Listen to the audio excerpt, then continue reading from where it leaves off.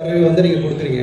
ஆனால் அந்த கருத்து கணிப்புங்கிறது வந்து இதெல்லாம் வந்து மக்களிடத்துல போய் கொண்டு சேர்த்துருமா இந்த வெற்றி வாய்ப்புக்காக?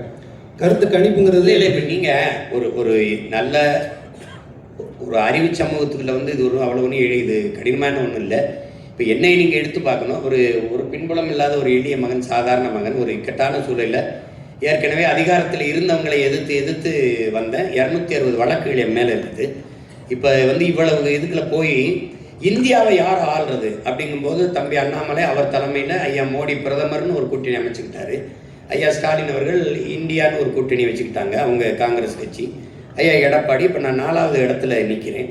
எனக்கு என்னுடைய பழைய சின்னத்தை எடுத்துட்டாங்க. பல முறை நான் கொண்டு போய் சேர்த்த சின்னத்தை கடைசியாக ஒலி வாங்கி இந்த மைக்குன்னு ஒரு சின்னத்தை கொடுத்தாங்க. அதை வச்சுக்கிட்டு நான் வந்து என் பிள்ளைகள் யாரும் வந்து தெரிந்த வேட்பாளர்கள் இல்லை, நல்லா புதுசு.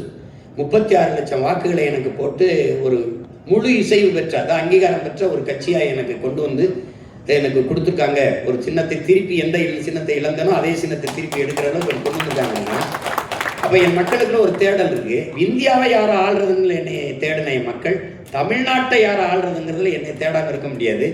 என் பெட்டி, என் சின்னம் இதுவரைக்கும் 3வது பெட்டி 4வது பெட்டியில் இருந்திருக்கு. இப்போ அது முதல் பெட்டியில் இருந்தே ஆகணும்.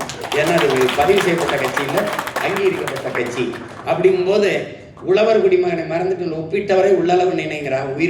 உணவிட்டவனை ஒரு தடவை உயிரா நினை, அவனை ஒரு தடவை நன்றின்னு தோடு, அவனும் வாழ்வான் நீயும் வாழ்வாயின்னு கேட்டு அந்த அதுதானே கொண்டு போய் சேர்க்கிறது தான் எங்களுக்கு இருக்கிறது.